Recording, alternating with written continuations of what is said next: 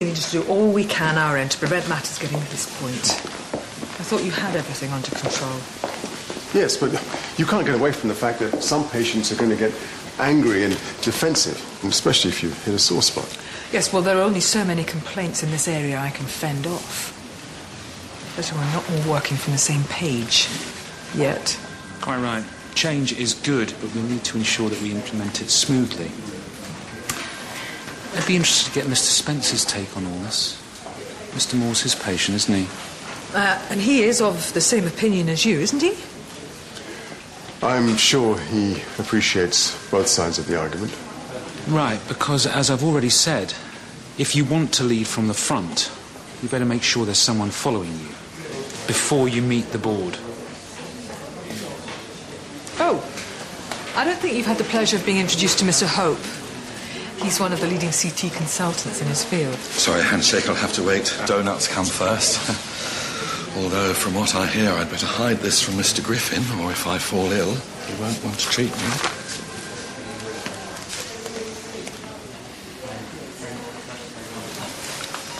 Suction, please.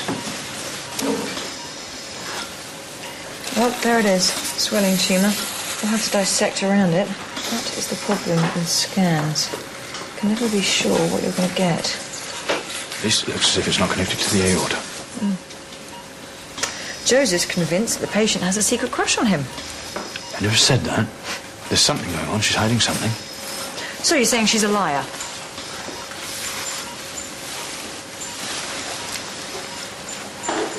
Joseph, just be careful. You can't afford to nick the aorta and cause a major bleed. Well, it's soft, so it could be sarcoma or lipoma. OK, well, we need to aspirate it. It'll give you a better idea of what we're dealing with. Syringe, please. Thank you.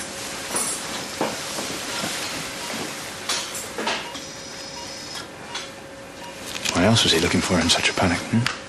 Because she went missing before a serious operation. It's not rocket science. Joseph, the aorta. Pass me the knife, please.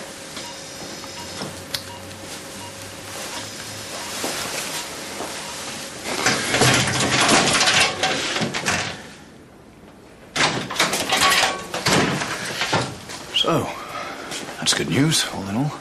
Both masses seem to be the result of infection.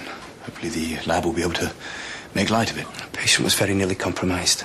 It's very frustrating when I'm trying to get to the bottom of something and Sneda can no more than dismiss my... It hasn't occurred to you that the patient's behaviour might be linked to her accident. What accident? Molly Guillory had a skiing accident 3 years ago. She suffered a multiple brain injury. You're obviously that mystified by the patient you haven't bothered to read her notes. I've read them. Just not thoroughly enough. No, just there and back. I'll be in and out in 5 minutes. Oh, champ. I'm grateful. Girl. Dumpy or dumper?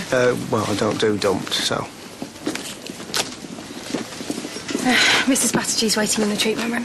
What about you, mate? Was that your motor?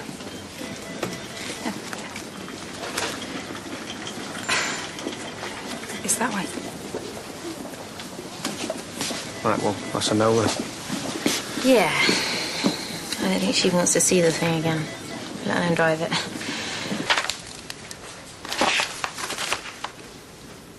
Jack should have pointed this out. She was her patient after I believe this woman. You see, this is part of the whole thing. She's trying to drive me over the edge. I thought you said there was nothing going on between you two. There isn't. That's just it. What is? Joseph. That night in the bar, I was drunk. Faye had left me. I was with Jack, and it's only the once, but well, it goes without saying, it was a mistake. A dreadful, onerous mistake. I didn't know what I was doing. I know what that sounds like, but she can't be. She can't be God. She can't be what?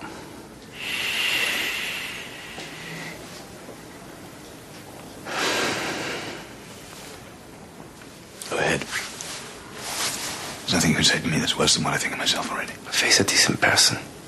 Oh, God, I know that. Do you really think you need to tell me? I know that. There's no point in speculating. You will have to ask Jack. So what if she is? I don't Joseph, cross that bridge when you come out.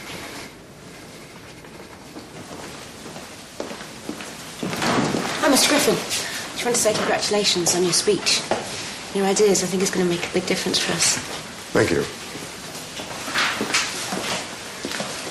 So, I take it you've been briefing your fellow consultants. Me? You're the one who made the big speech, remember? Hold on. What's going on? He discharged himself.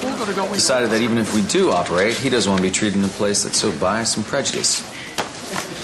Not before he threatened to call the local rag, of course. So I didn't warn you. And of course, you tried to dissuade him. Ow! Dad! Dad! Help! Help! Quick!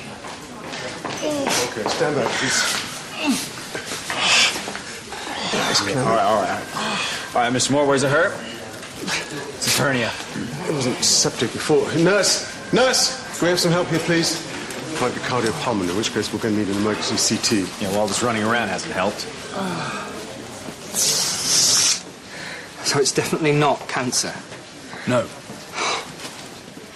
Sample we sent to the lab's back. I think it might be best if I could speak with your wife alone. Why? What's the matter? It's just better practice.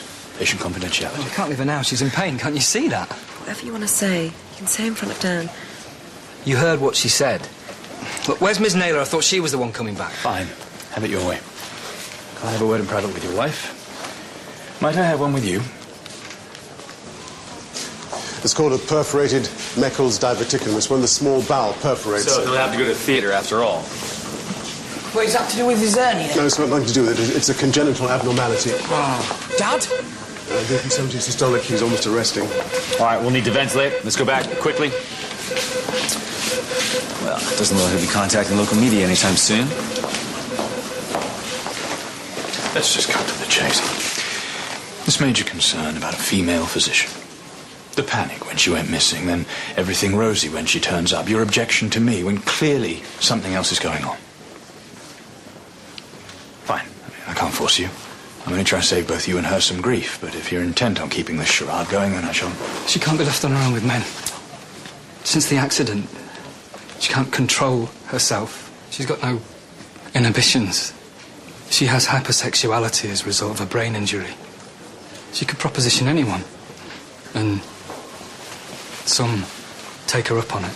And then she feels so wretched when she gets hold of herself. She hates herself. The doctor did warn me there might be some changes. I presume you're getting some counselling or behaviour therapy? She's been through a lot. I don't want to upset her. Oh, yes, but it's... It's not her fault. She can't help it. And anyway, it's just sex. Just? I'm the one she loves. That's what matters. That's what I love about this job. All the twists and turns, never a dull moment. No one could have foreseen this. It's like having appendicitis is just one of those things. Well, aren't you lucky it happened before you sent him home? I was never going to do that. Not without consulting my team.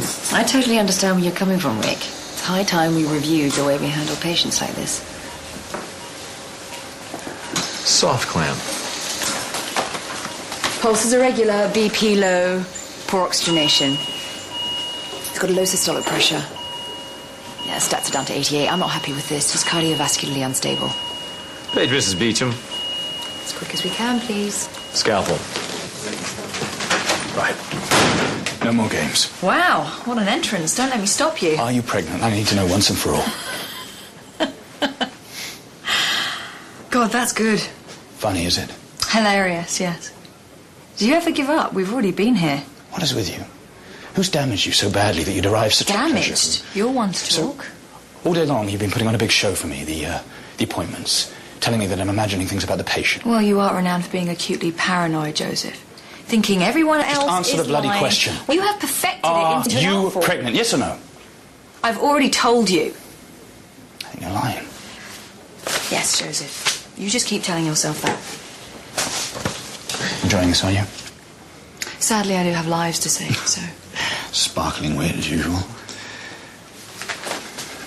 It's very masterful. Move. Move me. Please. If only you knew how ridiculous I know I'm you were. ridiculous, laughable, I pathetic. said move!